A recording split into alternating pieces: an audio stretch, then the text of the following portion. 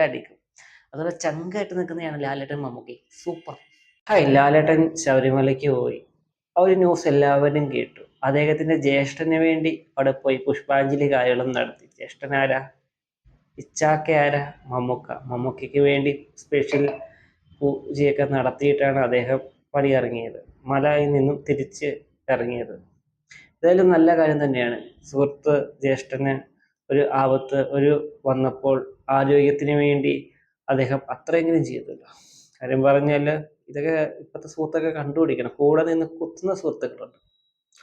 ഇദ്ദേഹം ഈ ഒരു അവസ്ഥ വന്നപ്പോഴും എല്ലാവരും അന്വേഷണങ്ങളൊക്കെയാണ്. നമ്മളെ ഇക്കയ്ക്ക് എങ്ങനെയുണ്ട് എന്നൊക്കെ ഈ ഒരു ന്യൂസ് വന്നപ്പോൾ എനിക്ക് തന്നെ ഹാർട്ട് ഭയങ്കര വിഷമം തോന്നിയാണ്. പല ആൾക്കാരും പല രീതിയിലാണ് പറയുന്നത്. അദ്ദേഹത്തിന് എന്തോ വേറൊരു അസുഖം തന്നെയാണ്. നമ്മൾ ഡോക്ടറൊന്നുമല്ല. ഓക്കെ. അദ്ദേഹത്തിന് മഹേഷ് നാരായണൻ്റെ ഒരു പുതിയൊരു ഫിലിം ഷൂട്ടിങ്ങും കാര്യങ്ങളൊക്കെ നടന്നു വരുവാണ്. അതിൽ നമ്മൾ മമ്മൂക്കയും ലാലേട്ടനും അങ്ങനെ കുറേ പേർ അഭിനയിക്കുന്നുണ്ട്. അതിൻ്റെ ഒരു ഷൂട്ടിങ്ങിന് ഇടയ്ക്കുണ്ടായ ഒരു ചെറിയൊരു ശ്വാസം മുട്ടൽ പോലത്തെ സംഭവമാണ് അദ്ദേഹത്തിന് വന്നത്. തുടർന്ന് അദ്ദേഹം ഹോസ്പിറ്റലിൽ പോയി റെസ്റ്റ് എടുത്തു. സുഖമായിട്ട് റെസ്റ്റിലൊക്കെയാണ് എന്ന് വിചാരിക്കുന്നു.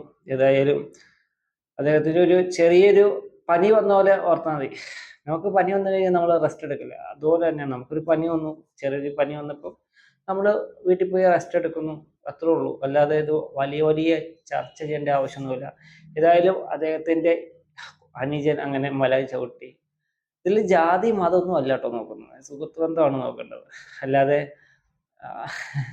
എന്താ പറയുക, കുറേ ആൾക്കാരുണ്ട് ഈ കൂടെ ജാതി പറയും. അതൊന്നും പറയേണ്ട ആവശ്യമൊന്നുമില്ല. ഏത് സുഹൃത്തായാലും എൻ്റെ സുഹൃത്തുക്കൾ എന്ന് പറഞ്ഞാൽ എല്ലാവരും കോമൺ ആണ്. അതിൽ പല ജാതികളുള്ള സുഹൃത്ത് എനിക്കുണ്ട്. പേരുണ്ട്, മുസൽമാനുണ്ട്, ഹിന്ദു ഉണ്ട്. ഹിന്ദുവിൽ പല ജാതി കാറ്റഗറി പെട്ടവരുണ്ട്. അതുപോലെ മുസ്ലിമിൽ പല കാറ്റഗറി പെട്ടവരുണ്ട്. പിന്നെ ക്രിസ്ത്യനിൽ പല കാറ്റഗറി പെട്ടവരുണ്ട് എൻ്റെ കൂട്ടുകാരായിട്ട്. ഇതൊന്നും അതിലൊന്നും അല്ല. ഇതൊക്കെ ഒരു സുഹൃത്ത് ബന്ധം. ഇതൊക്കെ ഒരു ആപത്ത് വരുമ്പോൾ നമ്മുടെ കൂടെ ആരൊക്കെ കാണുമോ.